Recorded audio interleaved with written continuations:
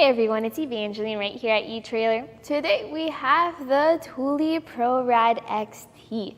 This is going to be a premium, very easy to use roof-mounted bike rack. So if you're looking to carry bikes on your roof because maybe you don't have a hitch bike rack or you don't even have a hitch, and this is going to be an easier way for you to carry your bikes around, well, with this frame style rack, you'll be able to carry around bikes of different shapes and sizes. So we'll go take a look at some of its features, and later in this video, I'll also show you how to get the rack installed and how to load the bike on. A big thing with the ProRide XT is it is both clamp around compatible and channel mounted compatible. And I like that because a lot of the more modern crossbars and roof racks have this channel inside it that makes it very versatile and low profile when you get your bike rack on there. So if you struggle with reaching your bike rack and you would prefer your rack to be as far to the end as possible, utilizing that channel mount capability is going to be a great way to do so. And with that, you will also have the option of getting a lock added to your bike rack. It's not included, unfortunately. That's because Thule utilizes a one-key system, meaning if you purchase a large set of lock cores, then it will arrive all keyed alike. So if you have other Thule accessories, for example, our roof rack here is Thule branded, you're then able to put a Thule lock core in here, a Thule lock core in here, and another Thule lock core right where the clamp is. And then you'll only need to use one key to access the whole system. So for locks, you have the lock on the knob, which secures the bike, but then you also have a lock on the knob, which secures the bike rack. What makes this a premium bike rack are all the different touch points on the rack. You have these straps that ratchet down with the pull of a lever. You also have the frame mount that utilizes a torque limiting knob and an easy button to release the bike. So without having to fiddle around with pulling a strap or tightening down a front wheel mount, all you need to do is line things up and turn the knobs until they tighten down on you. And this adds for a very secure and peace of mind as you are driving around because you know that your bike is super sturdy on the rack. This is technically a wheel-on bike rack, meaning you keep the front wheel on of your bike as you put it onto your roof, which makes it for a much faster experience. Once you get to the trail, you just take the bike off and then you can hit the trail. You don't have to reinstall your front wheel. The downside though is that it now sits on top of your roof at full height. Now let's talk about the specs, or what types of bikes can you carry with this rack. You do have a maximum tire width of up to 3 inches. If you want to carry a fat bike, you technically can, but there is the Thule ProRide XT for fat bikes kit available here at etrailer. The next thing is this does have a weight capacity of 44 pounds. So for your heavier electric bike, this will work, but that also means you have to lift your heavier bike up and onto your roof. And you also have to be mindful of the down tube of your bike. Since this is a frame-mounted rack that secures around your down tube, you do have to double check the measurements here on our site to make sure that yours can fit within this clamp. Also, if you have a carbon fiber frame, or if you have a really nice finish that you don't want to scuff up, while your frame mount does have a very nice rubber sleeve or rubber mount, there is a separate carbon frame sleeve available here at etrailer that will add an extra layer of protection and also will help distribute that clamping motion. If you're deciding between different types of bike racks for your roof and you're looking into the more premium options because you want something that's easy to use and also very stable, well then an alternative for you would be the Yakima High Road. They have a new version now that comes with the channel mount as well as the clamp, and you don't have to get extra adapters. So with that kit, you have a very similar experience to the Thule ProRide XT, but the alternative with the High Road is it is a front wheel mounted rack. So I recommend that if maybe you don't want a frame mount rack because it makes contact with the frame of your bike, or if you use other Yakima accessories and you want it to match that and be Kita-like to that. And if you do like that front wheel style where you just fit your bike into the front wheel mount and you're not needing to support your bike as much as you get the frame mount in place. But both bike racks look really good, are very sleek, and are very stable.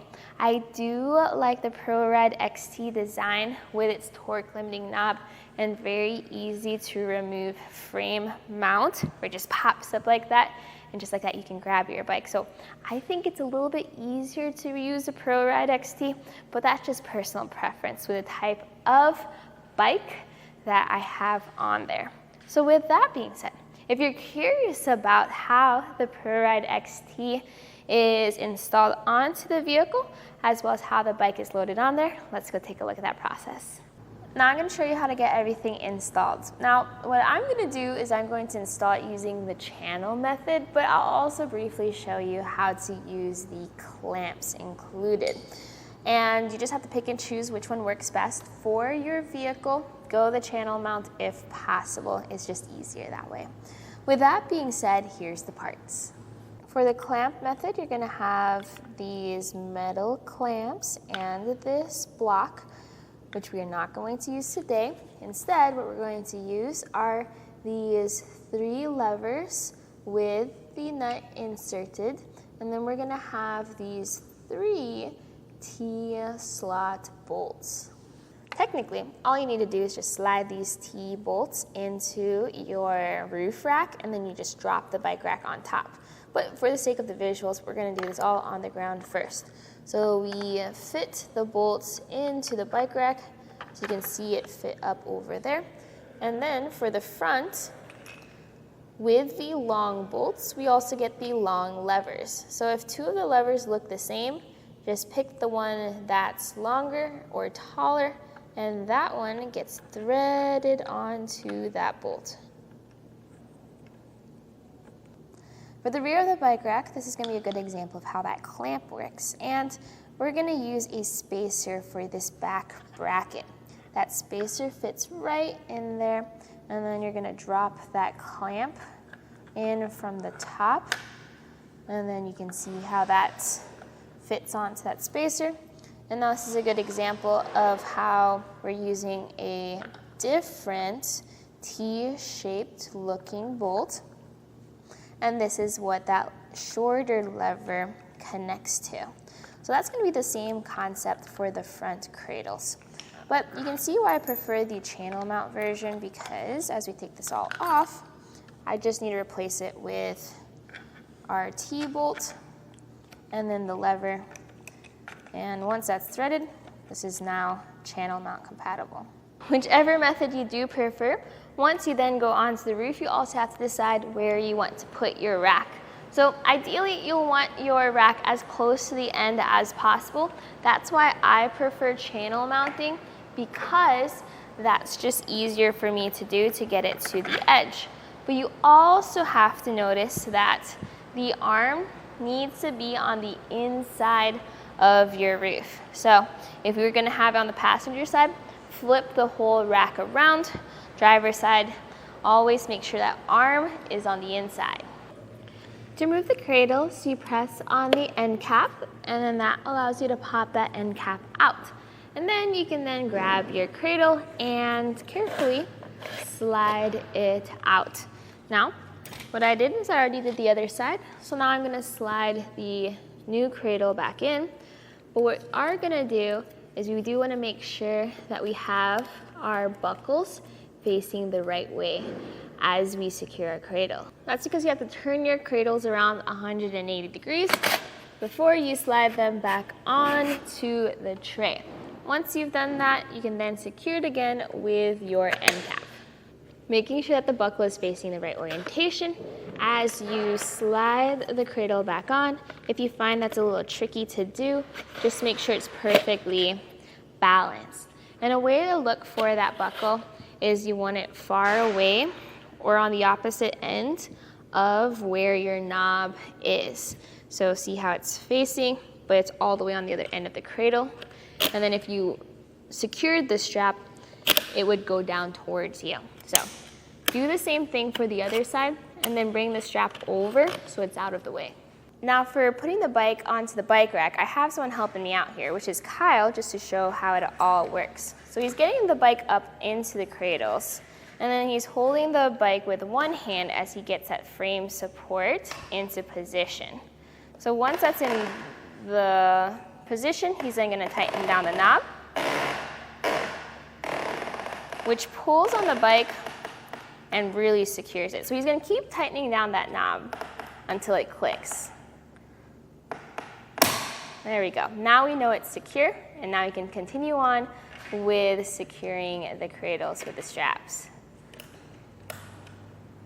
With the straps in, you can then lift up on that lever, and that will continue ratcheting down the strap. You can do that on both sides. Usually, people will install this on their passenger side of their vehicle, and then their front wheel will be facing forward. If that's a method that you are going and doing, then your experience will be a lot easier than what we went through. You wouldn't have to switch the cradles around, things like that. But if you ever wanted to carry around two bikes or two of these bike racks, then having them facing the opposite way is how people usually do it, because then you're going to have better clearance with handlebars and pedals. So with that in mind, this is how it looks like mounted on the driver's side. So we're going to go on our test course, and you can see here that I'm just double checking that all the straps are secure and tightened down, and that the frame mount is secure. I always recommend doing this before you drive. Now on our test course, we have some speed bumps courses, and we're going to start with the alternating speed bumps. This is going to simulate hitting a pothole or hitting a curb. You can see there's a good amount of movement here from that diagonal movement of the car. So the bike is swaying side to side.